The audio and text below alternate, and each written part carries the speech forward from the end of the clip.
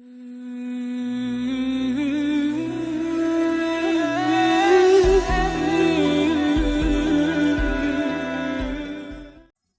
جن سائنٹسٹ کی میں بات کرنے والا ہوں ان کا نام آپ میں سے زیادہ تر لوگوں نے سنا ہوگا،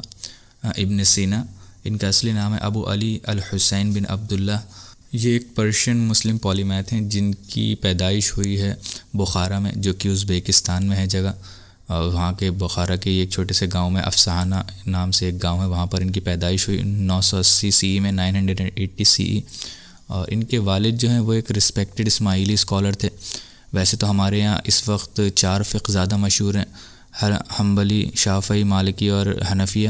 اس کے علاوہ بھی شروعات کے دور میں بہت ساری فقہ رہی ہیں جو کہ بہت زیادہ مشہور رہی ہیں، اسی میں سے ہی ایک فقہ تھی اسماعیلی فقہ۔ تو اس فقہ کے ایک بہت ہی رسپیکٹڈ اسکالر تھے ان کے والد جو تھے، فادر ان کے۔ اور ابن سینا کی اگر میں بات کروں تو انہوں نے 10 سال کی عمر میں ہی قرآن کو حفظ کر لیا تھا، اور قرآن کی لٹریچر جو تھی انہوں نے پوری پڑھ لی تھی وہ۔ تو یہ ایک اپنے آپ میں ایک بہت بڑی چیز ہے کہ 10 سال کی عمر میں ہی کسی نے قرآن حفظ کر لیا۔ اس کے علاوہ آپ نے ایک چیز سنی ہوگی کہ علم جو ہے ایک مسلمان کی کھوئی ہوئی میراث ہے، اور جہاں سے ملے اس کو حاصل کر لینا چاہیے۔ اس کا بیسٹ ایگزامپل ابن سینا ہے۔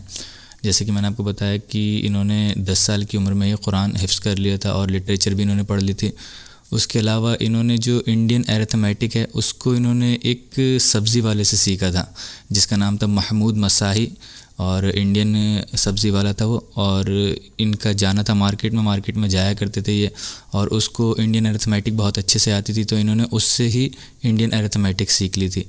اس کے علاوہ جو انہوں نے طب کے بارے میں سیکھا ہے، میڈیسن کی فیلڈ میں جو زیادہ تر سیکھا ہے وہ ایک اسکالر سے سیکھا تھا، جو کہ ان کے زمانے میں اس وقت تو بہت ایڈوانس ٹرمنالوجی اگر میں یوز کروں تو موبائل ڈاکٹر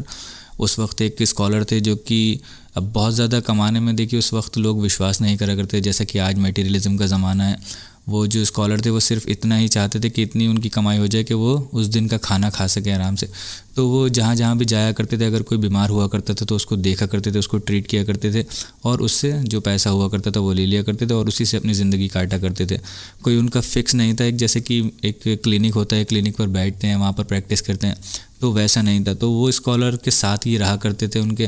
اور وہ کہیں پر بھی جایا کرتے تھے، اگر کسی کو ٹریٹ کیا کرتے تھے، کسی کو ٹریٹمنٹ دیا کرتے تھے، تو یہ ان سے ان کے بارے میں لکھ لیا کرتے تھے، پڑھ لیا کرتے تھے، جان لیا کرتے تھے اس کو۔ تو زیادہ تر جو ان کی طب ہے، جو میڈیسن میں ان کی ایکسپرٹیز ہے، وہ انہوں نے ایک ایسے اسکالر سے سیکھی ہے جو اپنے زمانے کے موبائل ڈاکٹر تھے۔ جیسا کہ میں نے آپ کو بتایا کہ ان کے والد جو تھے، جو ان کے فادر تھے، وہ ایک رسپیکٹڈ اسماعیلی اسکالر تھے، اور اسماعیلی فقہ ہم جانتے ہیں زیادہ تر اہل تشیعوں کے یہاں ہوتی ہے، شیعوں کے یہاں ہوتی ہے۔ ابھی دیکھیے اس زمانے کی براڈ مائنڈیڈنس دیکھیے کہ کتنے زیادہ کھلے ذہن کے لوگ تھے، کہ ان کے والد جو ہیں وہ ایک شیعہ فقہ کے ایک رسپیکٹڈ اسکالر ہیں، اور انہوں نے جو ابن سینا ہے، انہوں نے جو فقہ پڑھی، جو ایکسپرٹیز حاصل کری، جس کو اسلامک جورسپروڈنس کہتے ہیں، وہ انہوں نے کری انڈر ایک حنفی اسکالر کے انڈر جن کا نام ہے اسماعیل الزاہد، اور انہوں نے حنفی فقہ پر ہی اپنی ایکسپرٹیز کری، اور حنفی فقہ کو انہوں نے سیکھا، پریکٹس کیا۔ تو آج کے زمانے میں آپ اگر دیکھیں تو کیونکہ یہ معاشرہ وہ معاشرہ نہیں ہے جو ہم جس معاشرے کی بات کر رہے ہیں، جہاں پر ایک اسلام ایک نظام تھا،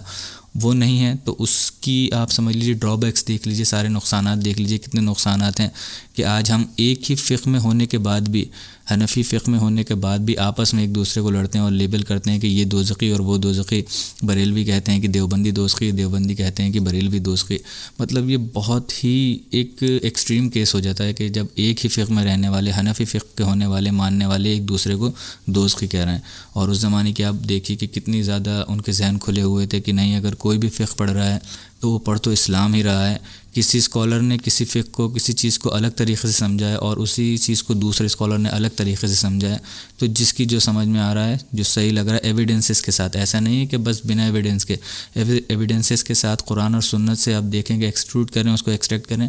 پھر سمجھیں کہ اچھا ٹھیک ہے، آپ کو وہ فقہ سمجھ میں آ رہی ہے، ٹھیک ہے آپ وہ فقہ پڑھ لیجئے، تو آپ کو لیبل نہیں کرا جائے گا اس زمانے میں کہ نہیں، آپ نے اگر دوسری فقہ پڑھ لیا، آپ نے چھوڑ دیا اپنی فقہ، تو آپ دوزخی ہیں، نعوذ باللہ۔ تو انہوں نے حنفی فقہ میں جو ہے ایکسپرٹیز حاصل کی، اور ایک حنفی اسکالر تھے اسماعیل الزاہد، ان کے انڈر ہی انہوں نے اپنی جو پوری ایکسپرٹیز تھی حاصل کری ہے وہاں۔ اب دیکھیں ایک وقت تھا اسلامک اسٹیٹ میں جس کو اسلامک گولڈن ایج کہا جاتا ہے۔ اس وقت خلافت میں سائنٹیفک ڈیولپمنٹس جو تھے بہت ہی زیادہ اپنی پیک پر جا رہے تھے، اس کو اسلامک گولڈن ایج کہا جاتا ہے۔ اس اسلامک گولڈن ایج کا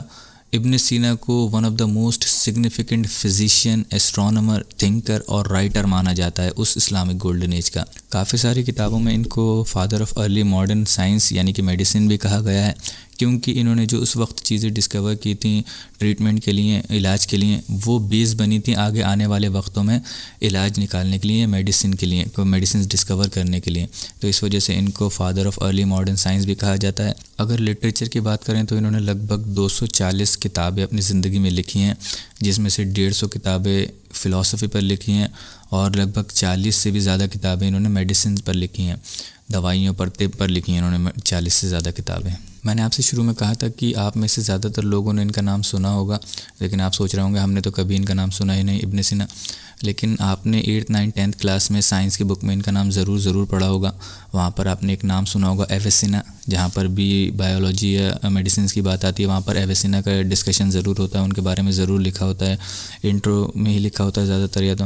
تو ایویسینا جو ہیں وہ ابن سینا ہی ہیں۔ جو ویسٹ ہے اس نے ڈیلیبریٹلی ان کے نام کو چینج کیا ہے ابن سینا سے ایویسینا، تاکہ لوگ یہ سمجھیں، اس دھوکے میں رہیں کہ یہ ایک یوروپین سائنٹسٹ ہیں۔ جیسے کہ اگر آپ ہسٹری سے واقف ہوں گے تو ایک اسلامک گولڈن ایج جس کو میں نے بتایا کہ 1000 سال کی ایک بہت زبردست ہسٹری ہے ہماری، اور خاص طور سے سائنٹیفک فیلڈ میں، تو اس ہسٹری کو ملائن کرنے کے لیے، چھپانے کے لیے، تاکہ لوگوں کو اس کے بارے میں جب پڑھیں گے ان کے بارے میں تو اس ٹائم کے بارے میں پڑھیں گے، اور جب اس ٹائم کے بارے میں پڑھیں گے تو اس کی برکات دیکھیں گے، اور پھر ان کا سسٹم جو ہے وہ پورا ایکسپوز ہوگا، ویسٹرن سسٹم جس میں ہم رہ رہے ہیں۔ تو اس وجہ سے ان کے نام کو، اور بھی بہت سارے کام انہوں نے جو ویسٹرنرس ہیں انہوں نے یہ کیے ہیں، اس کو ویسٹرنائز کرنے کا کوشش کی ہے۔ تو اسی کی ایک کوشش یہ ہے، ابن سینا کے نام کو جو انہوں نے ڈیلیبریٹلی چینج کیا ہے، ایویسینا کیا ہے، تاکہ لوگوں کا ذہن اس وقت اس طرف جائے ہی نہیں اور لوگ یہ سمجھیں کہ یہ کوئی یوروپین سائنٹسٹ ہیں ایویسینا۔ اب اگر ان کے کنٹریبیوشنس اور اچیومنٹس کی بات کریں تو ان کی ایک کتاب ہے کتاب الشفا، دا بک آف ہیلنگ۔ وہ فلسافیکل اور سائنٹیفک انسائکلوپیڈیا ہے ایک طریقے سے۔ اس کے اندر آپ کو physics, mathematics, logics, metaphysics, ان سب چیزوں کے بارے میں آپ کو بہت ساری چیزیں مل جائیں گی۔ اس میں ڈیٹیل سے انہوں نے ڈسکس کیا ان سب چیزوں کو۔ اور اس کے علاوہ ان کی ایک اور بک ہے کینن آف میڈیسن، القانون فی الطب، جو کہ اس کی کامیابی تو اسی طریقے سے آپ کو سمجھ میں آ جائے گی کہ یہ ایک اسٹینڈرڈ میڈیکل ٹیکسٹ بک تھی، یہ زیادہ تر بڑی بڑی یونیورسٹیز میں، ایون ان یوروپ، اور 1650 تک یہ یوز میں رہی، اور اس کے بعد انہوں نے اس کو چینج کر دیا گیا، دوسری اس کی جگہ ایک اور بک لے کر کے آ گئے۔ تو لگ بھگ 500 سے زیادہ سال یہ ہر بڑی بڑی یونیورسٹی میں as a standard medical text book use کی جاتی تھی، کینن آف میڈیسن، القانون فی الطب، جو ان کی کتاب ہے۔